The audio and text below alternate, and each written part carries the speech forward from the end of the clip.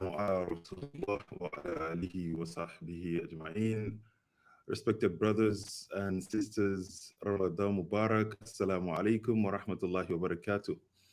It's a great pleasure to welcome you to today's session of the IF Chamber Ramadan Reflection Series, where, inshallah Kareem, we have the honor of hosting a distinguished leader in Islamic finance and economic space. And in this blessed month of reflection and spiritual growth, as we gathered to gain insights that can, inshallah, Karim, guide our financial practice and strengthen our commitment to Allah Azza wa Jal. Today, we are privileged to have with us, mashallah, a true visionary towards the ideal of Islamic finance and Islamic economics as we understand it, Brother Almir Colan, who is the founder of Muslim Money Matters and director of the Australian Center for Islamic Finance. Brother Amir has been at the forefront of educating and empowering individuals in the realm of Islamic finance and economics. I'd like to combine both when talking with respect to Brother Amir. Brother Amir also has expertise that extends beyond the traditional boundaries. He is the CEO of Olive, and he leads innovation, he leads innovative ethical investment in the health sector. And mashallah, brother Amir also has worked with IOFI, which sort of further underscore his commitment. So today, inshallah, he will be sharing his reflection on the topic of profound, really importance. When we had our exchange and we were talking about the topic of reflection, he sort of struck me because it was clear what he wanted and what he wanted the world to understand, you and I. And that's essentially something that goes in the line of beyond transaction, Islamic finance strategy for strengthening Islamic way of life and economic development. Quite, quite packed it seems. And I shall invite Brother Amir to help us unpack this and let's understand what exactly it means and what are we missing and what should we look forward to, inshallah Kareem, in the future of Islamic finance. Without further ado, please join me in welcoming Mr. Amir Colan. May Almighty Allah bless us in this platform. Please, before we go, I'd like to highlight that we would like to take comments and contribution, but the time is really, really limited. So we have a chat box on the side. Try to use that to throw in your comments, your questions, your salam to him. Everything he will say it. And for those joining us via LinkedIn or YouTube, please feel free to comment in whatever platform you are. We will see it. We have a team monitoring that, and that will be transmitted live. And we can also, Mr. Amir would provide comments or response to those comments or reactions to them as we go along. Again, Jazakumullah khair for tuning in and for joining us. Brother Amir, you're welcome. The floor is yours. Faddal. Thank you very much. Assalamu alaikum, everybody, and Ramadan Mubarak. It's my pleasure to be with all of you on this beautiful occasion, this holy month. The topic that I have been thinking relates really to something in the background, goes back to the story of Yusuf. And we all read this story in Quran and we contemplate. And when I think about that story, I see somebody who, and we know Islamically, you shouldn't push yourself to be a leader.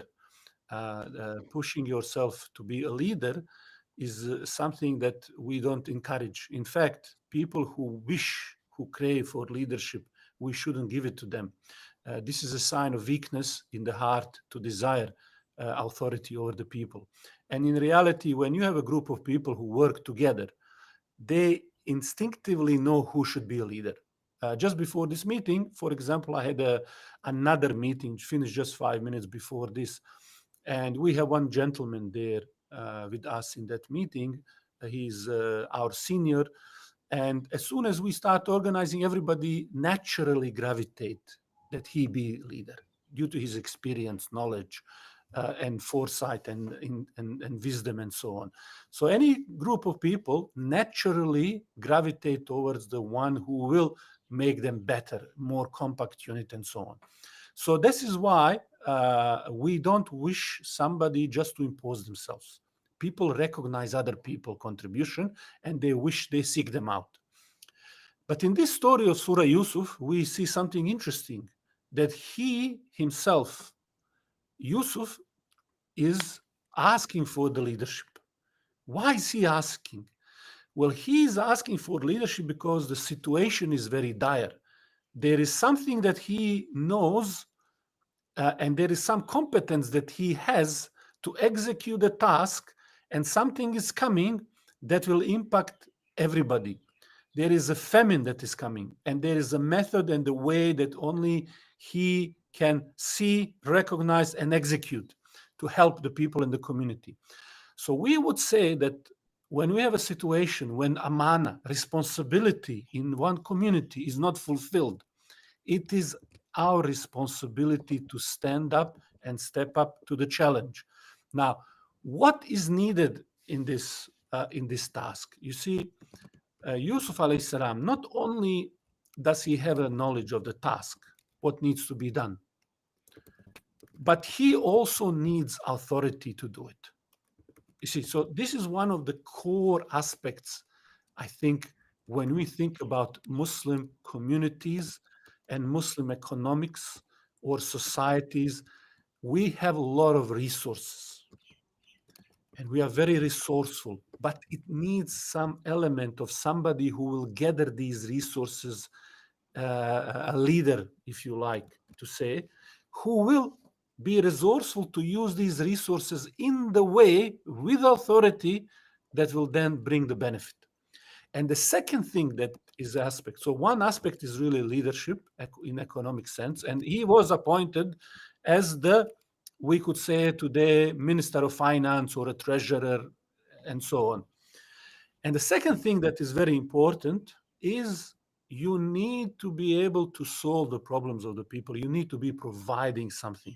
So he was providing the essential items of food and so on in the time when it was very difficult. So most of us know the story. I will not go into the story, but keep these two principles in mind. You have to have authority to wield the power, and you have to come up with a solution, something that people need. So these two are very important. Now think about Islamic finance and how it links to Islamic economics.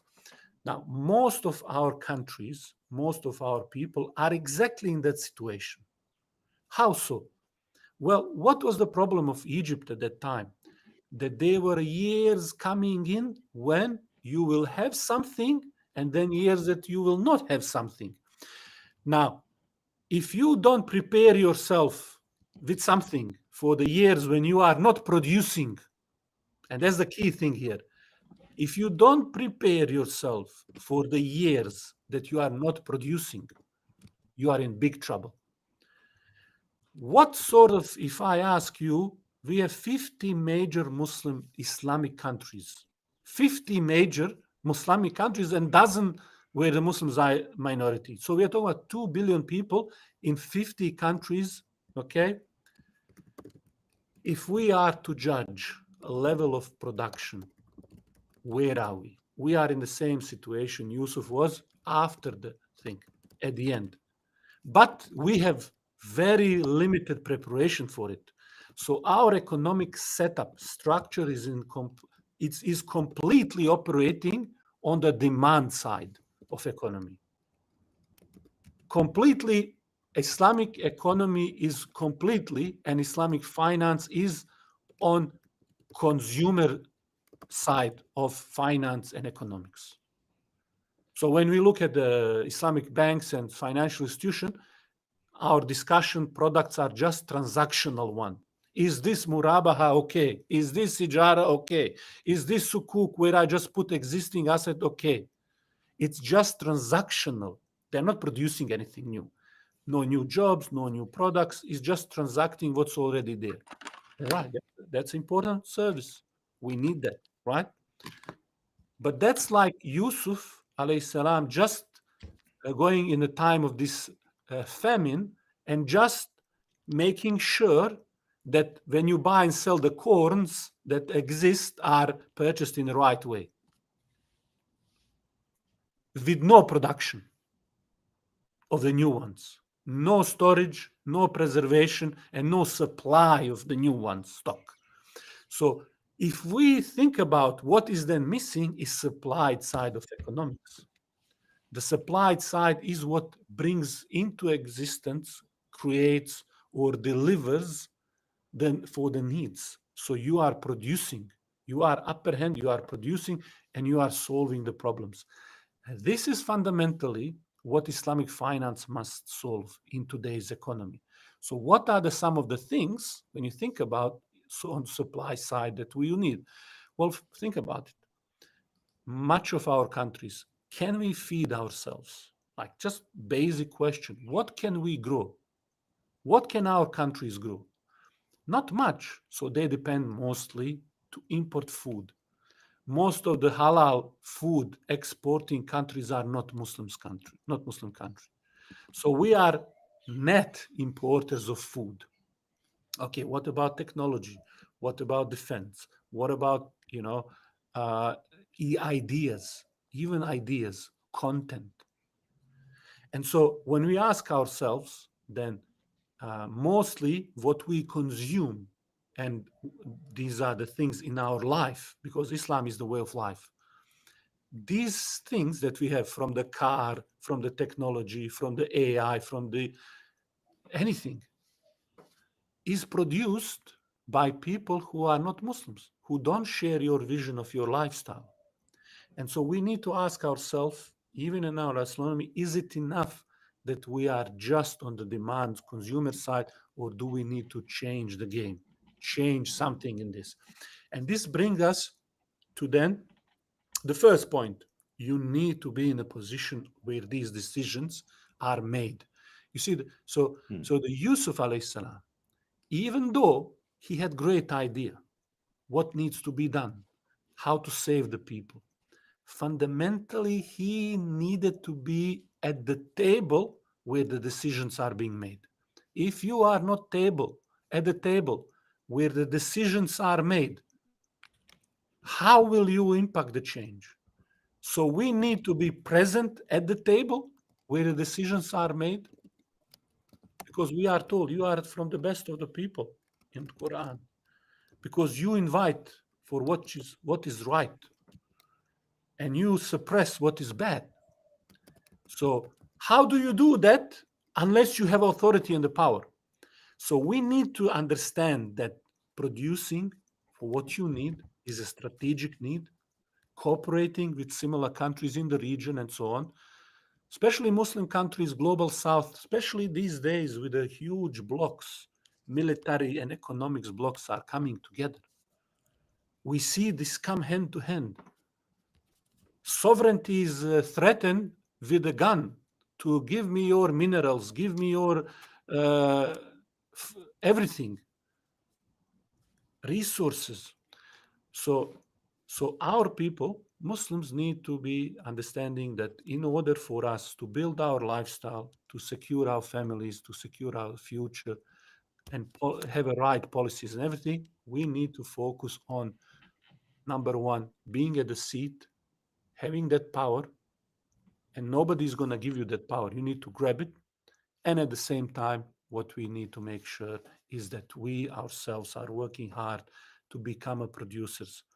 Now, what is the example? I often say one of the great example that I think it's phenomenal to see these days is what some of the Muslim countries are already doing. Some of the great examples.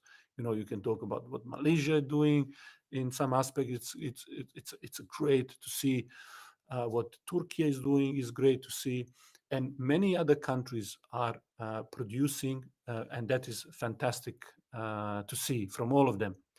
I particularly focus often on Turkey in terms of what they were able to achieve in last 20 years under very difficult circumstances. They have turned around, they have put the policies, they have developed strong industrial base, they have developed strong infrastructure, and they are now working on their energy independence. So all of that, I think, makes Turkey a great example in exactly what we are talking today. So that's my little piece. I would love to, open it to you, your viewers, if there is any specific points that you want me to address. Yeah, thank you indeed. I mean, these are interesting thoughts, Brother Amir. You actually have highlighted some of the strategic issues that is happening, and we see them unfolding in today's world where um, more like open aggression and threat to lay claims on a country's sovereignty. All right. So I just want to ask you this: what do you see as the strategic imperatives for Muslim majority nations? Or in fact, let's not look at on the national level, on the macro. Let's look at more of a communal level or individual level. What would then be the strategic imperatives? I know right from what you were sharing, I can easily highlight about five items, right? Say, for instance, when it's come to security, that's of strategic importance. When it's come to food, it is of strategic importance because that is almost, existential as human. When it comes to finance, because you need that to facilitate many things, then energy in today's day and age. And lastly, and I think this is where the world is just waking up to realize technology, right? I know there will be more, but I just want to keep these five, short. Now, bringing it down to the ideal Muslim ummah, which is basically the focus of your Muslim money matters. What would you refer? What would you consider as the strategic imperatives, and how would you say expect those strategic imperatives to be pursued? Look, a lot of those points that you mentioned are individually very important. Like for example, let's say technology. What is the purpose of technology? Technology makes you more efficient, for example, makes you amplify your actions, for instance. Like now, for instance, I was looking at a situation that's currently happening in Syria, and they are looking to grow a number of people who work in agriculture from 2 to 10 million. And technology will play a huge role in amplifying the yield that those farmers can produce. And the Syria is very fertile land. It can feed the Middle East. It can solve the entire food crisis. So all of these elements are very important. I think on the ground, what you need to do is create a system that is business friendly. And so your local government, your national government needs to be have procedures and systems and the governments and legal recourse that makes running business friendly, that there is no red tape, and legally that your rights are secured, because nobody's going to invest. And that's another aspect, for the finance. You're not going to get a finance and investment in place that doesn't have a rule of law. So if you are able to create a rule of law, or even certain economic zones where people can feel confident to start the business and to run a business and invest in business, and there is a clear legal protection for them and a clear set of laws that they need to follow, and there no too much red tape, I think we can start really to on the ground level to build that. At the same time, I would say that on the higher level, we need to cooperate for these countries because we are up against huge corporations. So, for example, I would say beyond just the grassroots level, you need to start thinking, how do I leverage the regionalization, so that, for instance, we start thinking of economics trade block between countries in the region, let's say Muslim countries. So you have a trade and economic blocks where these countries are working together. Again, Syria is very interesting example here. I was just recently listening that a lot of refugees who are coming from Turkey to Syria now, they are business owners, they are business savvy, and they are opening in small manufacturing jobs and plants where they will start manufacturing things. And the thing is, they are doing that in the north of the Syria, which is already has electricity connection with the Turkey, roads, infrastructure, so it will make supply of goods and export import much more easier.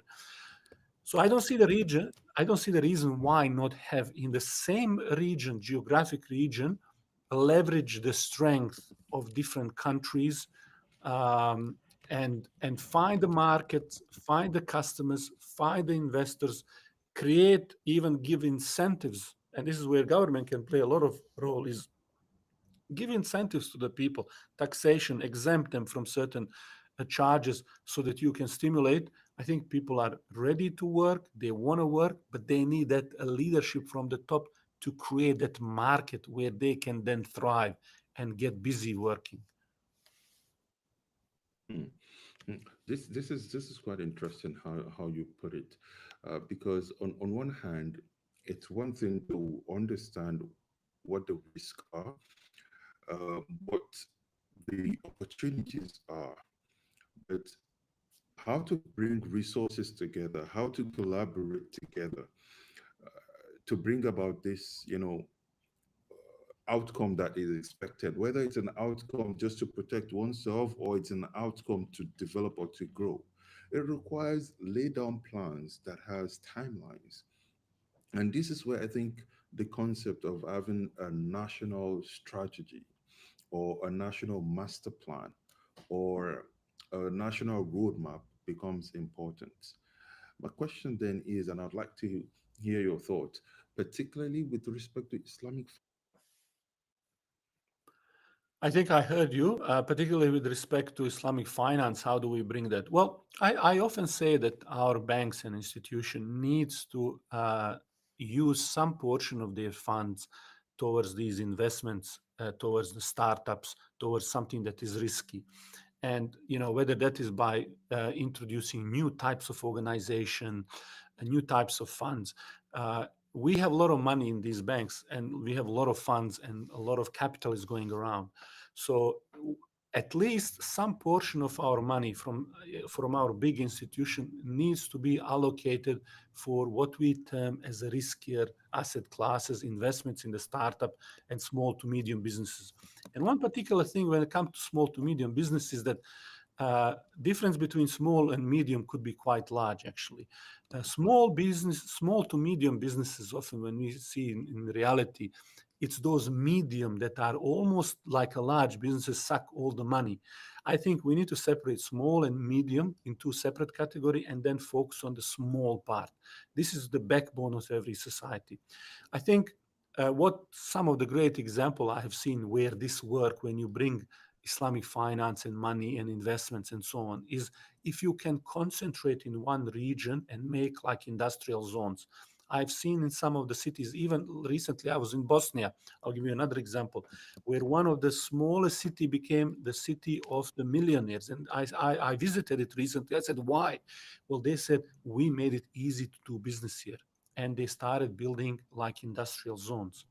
And so when you start congregating, concentrating, and many of the places like Silicon Valley, for example, is concentration of the same technology company in the one space, and then they start competing, money start following, and so on.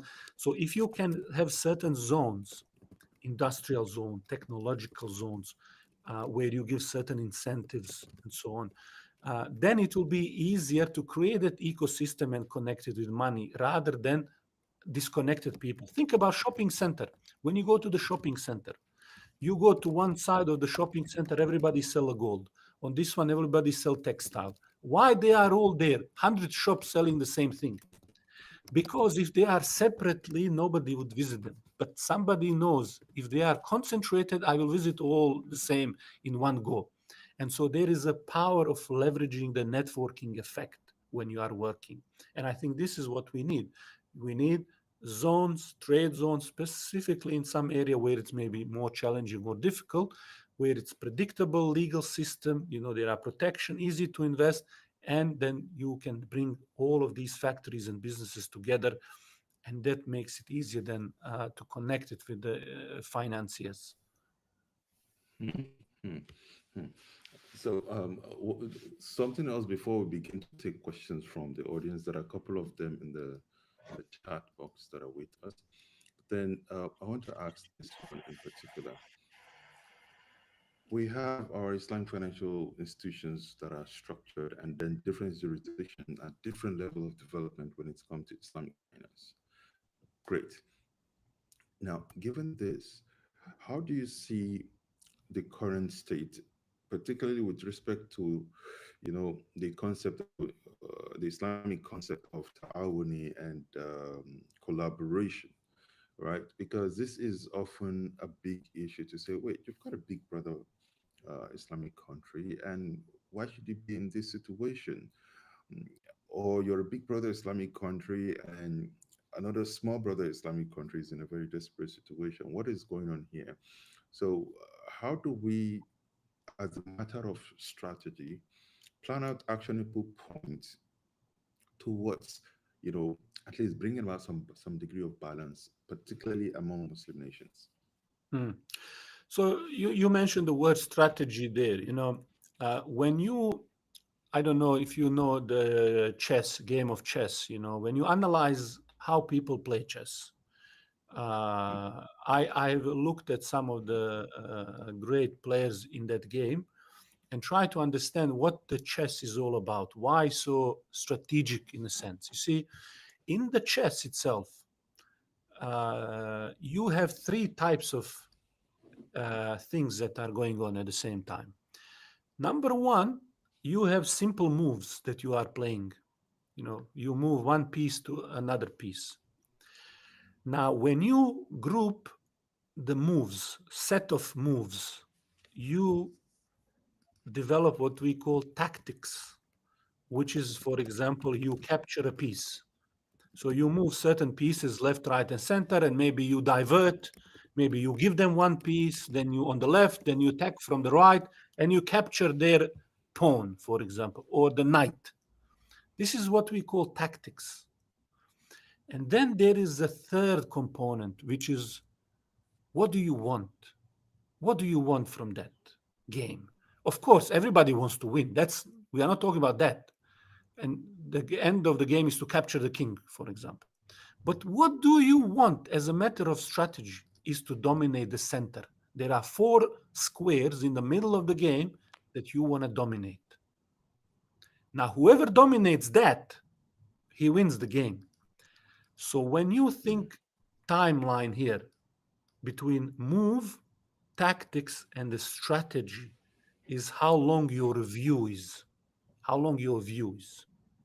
Now, if you think where is Islamic finance now in these three levels of game, we are probably just making the moves.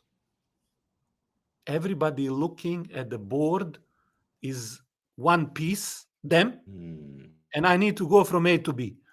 There is not even tactics deployed. It's devoid of tactics. It And doesn't carry certainly, if I ask them what is the strategy, what do you as economy want to dominate? Where are your four squares which you want to dominate, to be strong, to be producing, to what even to identify it's hard. So what needs to happen is we need to more expand to see the board. What is the game? What game are we in? And then recognize that you are not a lone player, not in your own country, not in your own region. If you want to succeed, you have to play as a team. That's why we have teams. BRICS, why they join? Because they want to resist United States of America, European Union. You understand? These are all blocks. Why did Europe that used to fight come together? Germany and France used to kill each other. One is Nazi, one was the victim of Nazi. You understand? Why did they come together? Why now they're coming together again after the Trump-backed Putin against the Ukraine that they support? First thing Europe said, we need to military, we need to protect ourselves. They brought the same currency, they brought this visa that they travel free between the countries. They got the central bank, they got the government. Why? European Union for a reason, because they're not going to survive. They're not going to survive. They recognize that. So they are thinking the same along those lines, long-term game. And so when they pool now resources, they say, well, to protect our economy and protect our, we need now almost they want to now invest $1 trillion in their defense. So this is where we are as a Muslims. We have to understand that the complexity of our situation demands that we work together. You cannot, you see, learn from Israel. Look at how Israel's entrepreneurs work. I was observing them very closely. When they sell people, Israel as a startup nation, this is what they want to create the image. It's a false image. But this is the image they want to create. They want to create Israel as the holy land of startups. And the money, now 20% of all of the money for startups flow there. They are 0.0% of people, 20% of the whole money and even more go there. Why? Because when they are talking to anybody about their business, first, before they sell their business, they sell Israel as an economic and investment destination. They even talk first about Israel, then about their own business, every one of them. Now, we have already concept of ummah. We already have a geographical location. We already have the same troubles, same challenges, same set of values. In many cases, we even have the same language. So what we don't have is what I said, that leadership that connects resources in order to make production for all of us, to save all of us. That's what we are waiting for. And that's where even Islamic banks that's why they isolated as a just little bank. They don't think about, I need to make this country work. I need to finance young people. I need to finance businesses. I need to take a risk, at least with some percentage of my money. Can't be every single dollar going to just buying houses and transactionally. I have to risk to build something. So tomorrow we have whatever big companies feeding us, producing for us.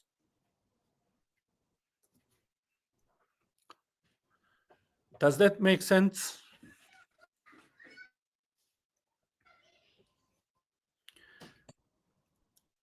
I think a little bit maybe the connection sometimes go on and off. So I'll just speak until you join. So this is what we call upper hand, idea of upper hand that Prophet Sallallahu Alaihi Wasallam used to Then, emphasize. Upper hand is the better hand. that's about the concept of capitalism. It has a lot of sense. Pushing out for um,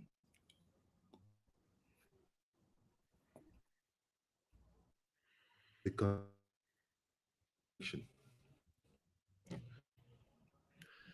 I got another question here. I could hear a little bit breaking up, but I will answer this question that I got on the screen. What are the big things that could go wrong for countries in the future, and how can Brother, Islamic can hear finance me? help them get ready?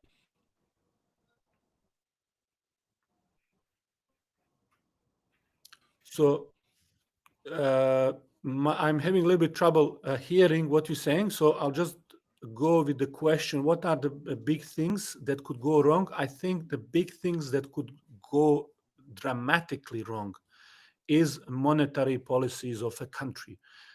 We live in a time when there is a system of education and policy making coming from IMF, World Banks. We call it conventional economics, where every solution is the same. So you have inflation, for example, everybody using the same monetary tools, which is increased interest rate to fight inflation. Now, the problem with these kind of short-term policies is that these are synthetic ways of thinking about economy. They don't solve anything. For Muslim countries who embrace monetary policies of the IMF and so on, they will devastate their economy. Why? Because take this current wave of almost every Muslim country and non-Muslim country increasing interest rates to fight inflation. That was the old economy. Now, when supply side of economy is targeted, when that is being under the huge strain, especially post COVID and post these major wars that are happening. What is happening when countries increase interest rates is they slow down in the economy, and they then rely on more borrowing funds to buy from somebody else. Now that is great for European or Western nation when they are producing and you are buying. They don't care for you increasing interest rates and destroying your economy. But think for a second, if you increase interest rate and destroy your productive capacity, you have to buy from somebody else. You have to borrow, buy from somebody else. What does that make sense? There is no way that that works. Okay. So we have to be very careful that policies we put must be to protect our economy, must be to create jobs, manufacturing, support people who are producing something. If we don't do that, if we don't strategically protect economy and factories, I'm afraid that within few years we will be having so much debt with so high interest rates, and only people who will get rich of us will be people who are selling us what they are producing far away from our countries.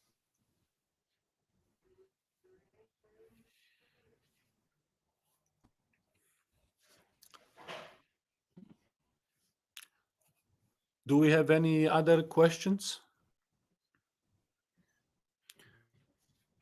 Um, I think we are having a little bit of problem. Again, I'm not hearing.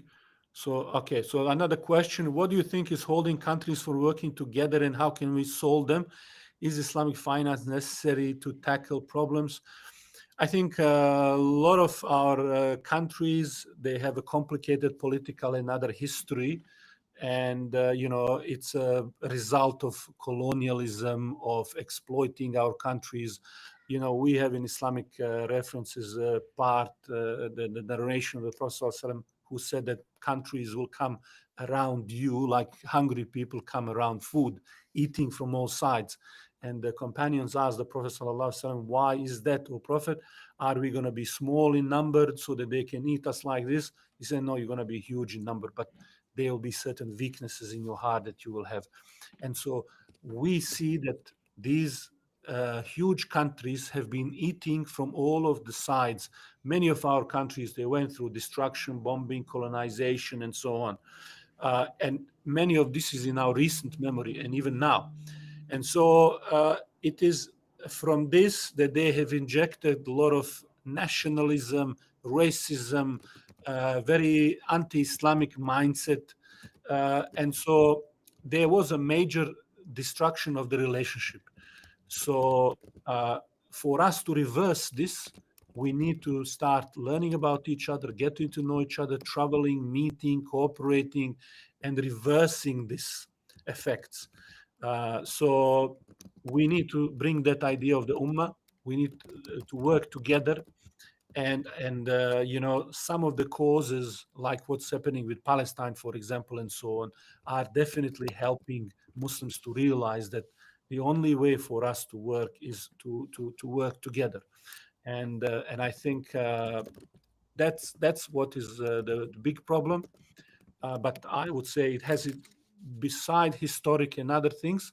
The small way of thinking, and there are some people who from the side would want to see us divided because it's easier to control. Usual thing which they used to say, divide and conquer. And so it is in somebody's interest that we are divided, we don't work to each other, we don't see each other, we don't talk to each other, and then we don't cooperate with each other. You have to know each other, you have to work to work with each other. And so at the moment still, we are not even talking, sharing, knowing each other. So this is very important.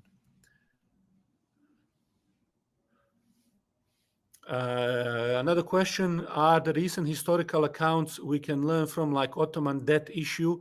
Ottoman debt issue is a great example. When they went into the debt, started borrowing to finance their wars and so on, and they started getting into the interest, and they thought that it was Islam that was holding them back.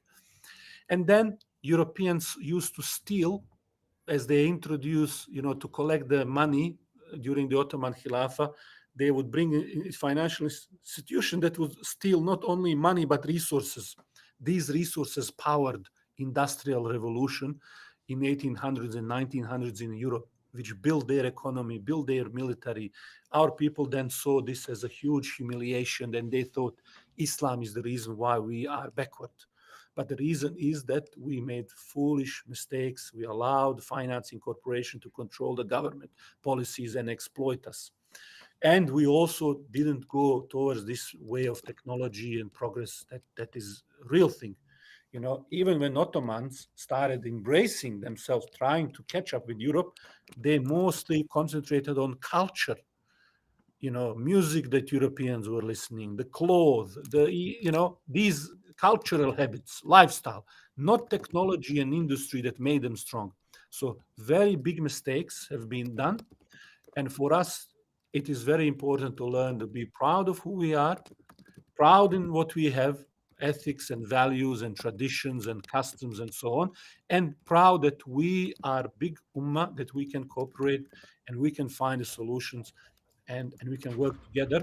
And then we don't shy away from embracing whether it's technology or anything else that will help us in that way. And we again have great examples today of this. Wow, that's interesting. Can you hear me now, brother? Yes, yes. Oh, great. I think the network has been a bit shaky on my side. But you were saying something about how the Muslim world are sort of apart and how they make their moves and they get using the analogy of the game of chess. And I like that analogy without having any tactical insight as to where they're headed, right? Strategy involved. Now, here is my question, Brother Amir. Do you think it's the absence of that strategy, or rather the coordination of that strategy? Because I tell you, every nation has their own sort of vision. Vision 2025, Vision 2030, Vision 2040. You know, at different pace, based on their own internal issues, based on their own projection or trajectory of growth for themselves and their people. And in fact, some countries even go ahead to have master plans and roadmap strategic focus or based on Islamic finance for their country. Like Indonesia, for instance, they've got one that ends 2030. Turkey has one, right? Pakistan has one. And I think those are the few countries that have. I know Kazakhstan also have got one.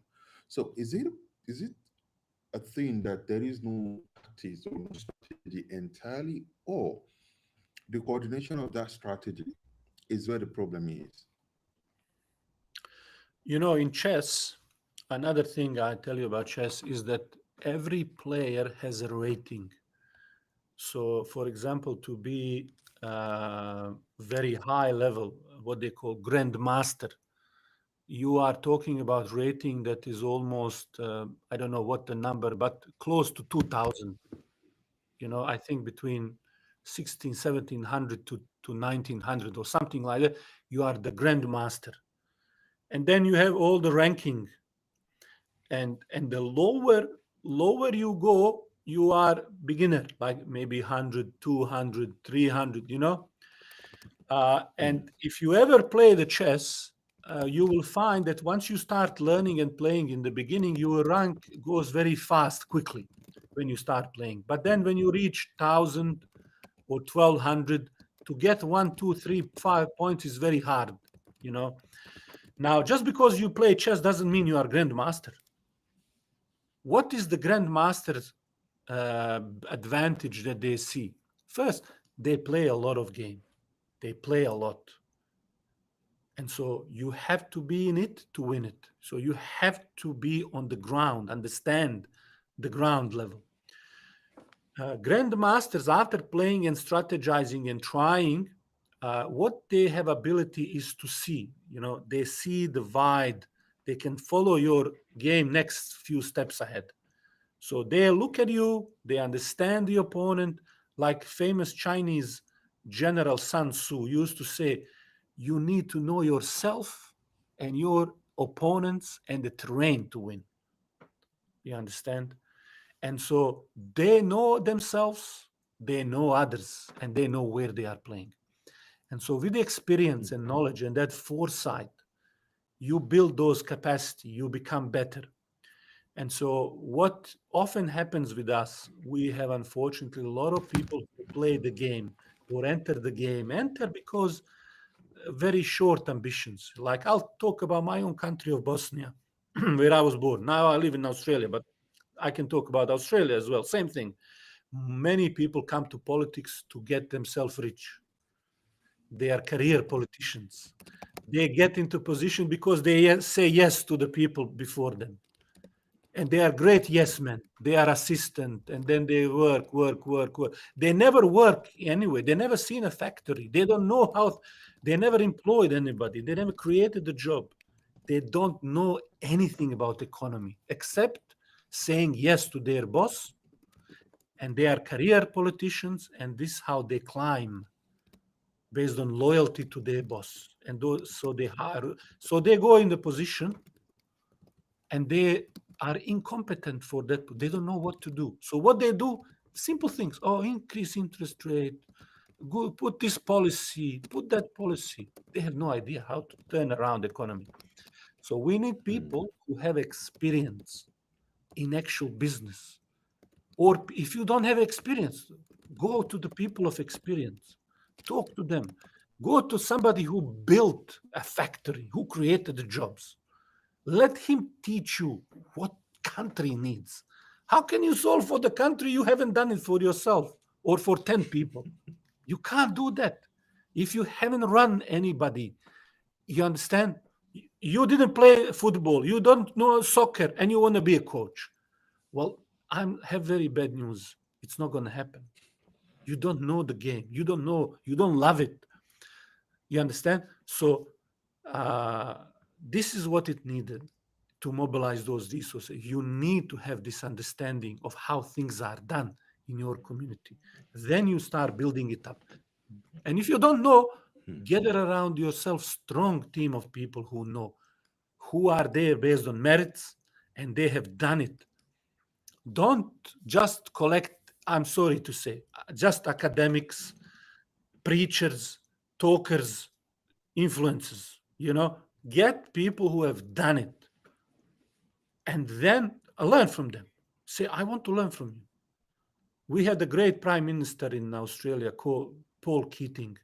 He used to do wonderful things for Australia, turn around Australia. One of the advice he used to give to people is go to the people who establish industry at the end of their life, when they are in the old age retirement. Then at that time, they will tell you all of the secrets. Because sometimes young people, they want to hide, they want to compete, they don't want to share. Very foolish. You should share everything. Make it your country the best. Anyway, he used to go to all people who established the manufacturing, mining, everything, car industries, and he would talk to them, get the best advice every week. And then when he would put the policies and lead the country, it made an impact. So this is where that game is played. Then if you are not the grandmaster of the game, learn from them, observe the game, and then you will increase your strength of your moves. Plus, no matter who you are, in the beginning, your vision will not go far. As you go up in the ranks, this is where vision becomes far. You understand? If you are on the ground still, you see little. You need to go helicopter up. Then with work and experience, you can see further. This is what you need. It's not going to happen immediately. So you start small, but then you grow. You can see wide.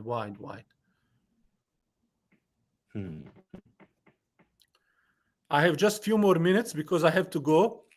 Maybe one more last question or comment, and then I will have to go, unfortunately, because we have iftar time, and my wife is already signaling us it's in a couple of minutes. Yeah, understood. Understood. I don't know if you can hear me. I'm trying to Yes, now I push can across the next question. count. So you were saying something around this strategy thing, and it's almost a chicken and egg situation.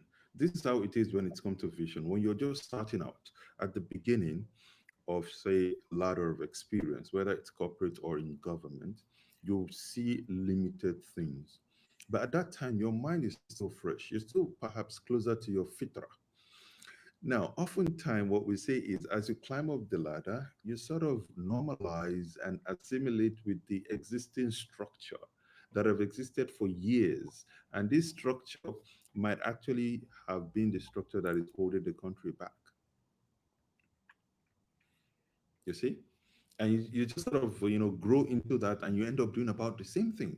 Like you said, most of the politicians are sort of good as yes masters and, basically just follow orders. But it's a chicken and egg situation. Now, I've got a question here. I couldn't bring it up. On the individual capacity, how can one develop themselves? Are there courses, are there books that you'd recommend such that as an individual, Islam recommend, in fact, the Prophet ﷺ, in that hadith where he says, "Kullukum ra'in wa kullukum mas'ulun an ra'iyati," require every individual to be a leader in whatever capacity that they find themselves. And that involves strategic thinking. Whether you want to strategically think on your own individual or on your family level, your organizational level, your communal level, you just have to. And that's why I like the analogy of the grand chess master that you brought about. So, how can one develop himself to begin to think strategically uh, along these lines? Thank you very much. And I'll make it as a last question. Great question, very important.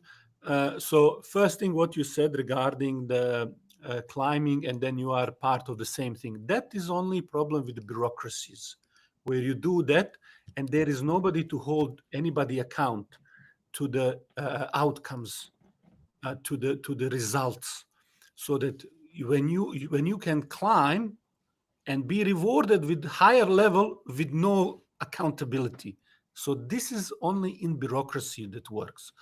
That is why you don't look for these people in bureaucracies who are climbing bureaucracy.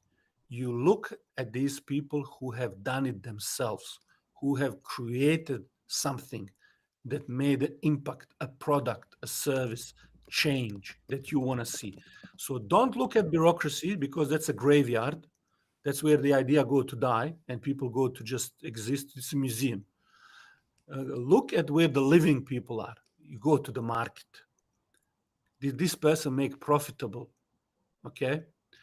And so, what was the last point you said? Just what was the last point you were mentioning? With respect to what reference point, what reference books, training, Oh yes. required to develop. Look, I mean, if you can talk to anybody who has succeeded in anything, they will teach you a lot. I would say a little bit of knowledge, but you need action. Focus on few people who can tell you a few steps. You cannot absorb a lot of knowledge in the beginning. You can only absorb. Now I can absorb much more than 5 years or 20 years ago.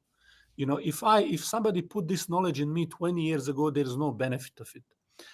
You need to form your thinking, you need to observe, you need to travel the road, and then you build up slowly over time. So find yourself somebody who is as a mentor. Doesn't have to be in the same industry. Learn from them, but think about, what can I do to learn anything, develop myself. Think about yourself as an economy. What can I do? What can I monetize? What skills I have? As you grow, then you start, is there a particular useful skill that I need to learn and understand? And so as you do that, you will start growing, developing. Learn from anywhere. Don't believe me, even these days, you just open Chat GPT, you ask anything, it will give you anything you want, any information. I have this problem, my business cash flow is not going well. Give me 5 strategies I can implement based on this, and it will give you that. Even you can go give me five top 10 books on management to solve the marketing dilemma I have, and best idea it will give you. So uh, you can ask ChatGPT to recommend you the best book on that, or to give you summary, or so it's not a problem of information that we are having, it's the execution of those things, networking, organizing yourself, disciplining yourself, going looking through all of that, thinking and joining the thoughts of the people who are also thinking, and thinking that I can figure it out. So digging deep into the real action world on the ground, and trust yourself. Believe me, you are more than ChatGPT and AI. You have instincts that will guide you. That sort of insight, learn to trust it, learn to inform yourself, take the risks, and then take any knowledge that you go along the way. But don't just paralyze yourself. I need 10 books and PhD before. Many of the leaders you're looking at, they haven't done that. They just throw in their hat into the fight, in the ring, and they started fighting and learning on the ground. And they learn to trust themselves. That's how they develop themselves. That's so eventually what starts happening, your competence and your confidence grows. When you're growing in your confidence and competence, then you start being more ambitious and bold. Okay. And the last question on unity that I see on the screen, political, financial, believe me, we need both of these things. We need both of these things. And this is, you cannot have one without another. So that's And it I from think the me. question is which one comes first? I think again, like many of these things, you sort of have to work on both of them. These are all Mm, powerful things. Power responds to power, and you cannot take power without power. So you need to start and build up all of these things. They come hand to hand. You're not gonna mhm, just take politics on its own. It's very much links. These things are linked: politics, finance, military capacity to do, your network that you have amongst other people. When they talk about lobby and other political effort, it's how you work with other people, what you can leverage. Think of American financial system for payment SWIFT. It's just a network, but it's used as a financial tool of war. When you exclude a country from it, it suffers economically, not because it's finance. There's no resources. It's just a network of payment. You understand? So not everything just the resource or the political. Something is what can you do collectively, and sometimes non-monetary things that we can work together, that we can protect each other, stand by each other, open the markets. These things can be sometimes more powerful than the whole resource game. So don't discount the power of working together in the network and collaborating, how important that is. mm, mm. Thank you so much, really. With this thought, I think we can close this session. The key thing is about collaboration, and it's about thinking strategically, regardless of our jurisdiction, regardless of our position. Everyone has got that responsibility, and more importantly, we have that ability within us. I believe that is the message, Brother Amir. With Thank you. that said, really, I want to express our heartfelt gratitude to you for coming and sharing this profound insight and thought-provoking presentation. It's close to Iftar out there in Australia, and I'm sure our speakers also have many things to do. But then I appreciate the fact that we're able to stretch this time a little bit just to accommodate the burning questions that are on people's mind. I encourage us all to reflect on the ideas that have been shared today and consider how, inshallah, Karim, we can apply them in our personal lives, in our business, and in broader economic activities or endeavor or community that we may find ourselves. And inshallah, Karim, as we continue through this blessed month of Ramadan, may Almighty Allah guide us in implementing most of these insights coming out of this reflection session. And hopefully, we can strengthen our iman and not just be Muslim by way of ibadah, but also we be mu'min by way of mu'amala, and ultimately we can contribute to the ummatic well-being collectively. Once again, Brother Amir, thank you so much for your time and for the contribution. This conversation really should not end. 30 minutes is never enough to explain or to discuss things. However, it is something to lay down reflection to get us thinking, and you have done just that. We look forward to seeing you again sometime. And for those joining, we look forward to seeing you at the next session in the IF Chamber Ramadan Reflection Series. Until then, may Almighty Allah's peace and mercy and blessing be upon us all. Jazakumullahu khairan. Wassalamu alaikum wa rahmatullahi wa barakatuh. Wa alaikum assalam wa rahmatullahi wa barakatuh. Thank you, Brother Amir. I've okay. I think this session is about to stop now. Yeah, there's something with my network. I'm not sure what is going on with the connection this time around.